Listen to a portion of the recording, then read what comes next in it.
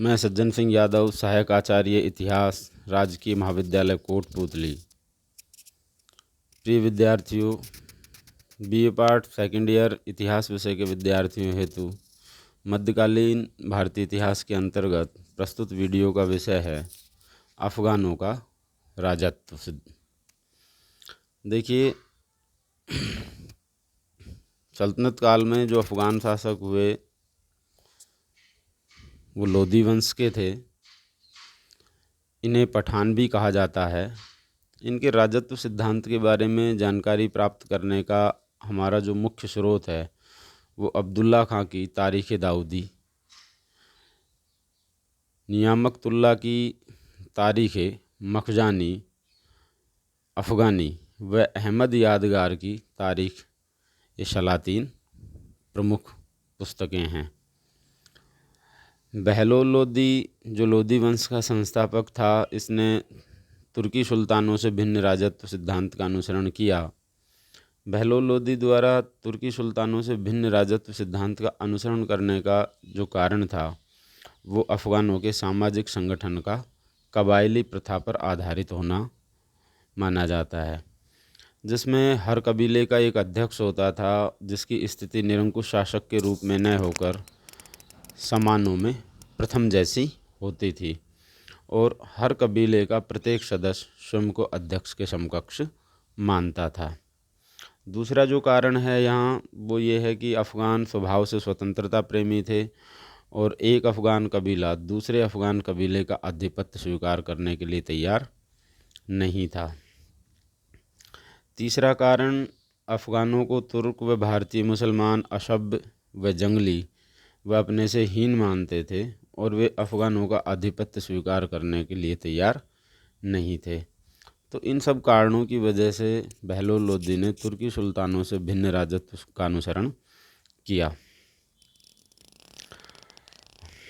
बहलोल लोदी ने जिस राजत्व सिद्धांत का अनुसरण किया उसके जो महत्वपूर्ण बातें थी उनमें पहली ये थी कि बहलोल लोदी ने अफ़गानों की भावनाओं को ध्यान में रखते हुए कभी भी सिंहासन पर बैठने की कोशिश नहीं की। उसने अफ़गान अमीरों को महत्वपूर्ण पदों पर नियुक्त किया तथा उन्हें बड़ी बड़ी जागीरें प्रदान की। वह अफ़गान अमीरों को सदैव मसंद ए अली कहकर पुकारता था। तारीख़ दाऊदी का लेखक अब्दुल्ला लिखता है कि यदि कोई अफ़गान अमीर बहलोल से नाराज़ हो जाता था तो वह उसके घर जाकर उसे मनाने का प्रयास करता था, किंतु बहलोल लोदी ने उपर्युक्त जिस राजत्व सिद्धांत का अनुसरण किया उसके फलस्वरूप राजत्व की स्थिति गिरकर एक सामान्य अमीर की भांति हो गई और अफ़गान अमीर अत्यंत शक्तिशाली हो गए, जिसके फलस्वरूप सल्तनत में सत्ता के अनेक केंद्र बन गए थे। बहलोल लोदी के बाद जब सिकंदर लोदी सुल्तान बना तो उसने बहलोल से भिन्न नीति का अनुसरण किया, जिसके पीछे उसका मुख्य जो उद्देश्य था वो सुल्तान की शक्ति में वृद्धि करना और अमीरों की शक्ति पर अंकुश लगाना था। बहलोल लोदी के विपरीत सिकंदर लोदी ने सिंहासन पर बैठना प्रारंभ किया। उसने अफ़गान सरदारों की जागीरों की जांच करवाई और यदि उनमें किसी प्रकार की गड़बड़ पाई गई तो उन अफ़गान सरदारों के विरुद्ध कड़े कदम उठाए। उसने अपनी उपस्थिति में अफ़गान सरदारों को पूर्ण अनुशासन में रहने व सम्मान प्रदर्शित करने पर भी विवश किया। सिकंदर ने राजत्व की गरिमा को बढ़ाने के उद्देश्य से शाही फरमानों के संबंध में एक नई प्रथा प्रारंभ की, जिसके अनुसार जब किसी प्रांतीय गवर्नर के नाम कोई फरमान जारी किया जाता था तो उसे अपनी राजधानी से 6 मील आगे आकर उस फरमान को स्वीकार करना पड़ता था और जब तक वह फरमान पढ़ा जाता था तब तक वहां उपस्थित सभी लोगों को खड़े रहना पड़ता था। किंतु अपने व्यक्तिगत जीवन में उसने अपने अफ़गान सरदारों के साथ सदैव मित्रवत व्यवहार किया। उसने उन्हें कई उपाधियां भी प्रदान की। इस प्रकार सिकंदर लोदी ने बहलोल लोदी व तुर्क सुल्तानों के बीच के राजत्व का अनुसरण किया। सिकंदर के बाद इब्राहिम लोदी सुल्तान बना और इब्राहिम लोदी ने तुर्क सुल्तानों के राजत्व सिद्धांत का अनुसरण किया। इब्राहिम लोदी ने अफ़गान अमीरों के साथ तुर्की सुल्तानों की भांति निरंकुश शासक के समान व्यवहार किया।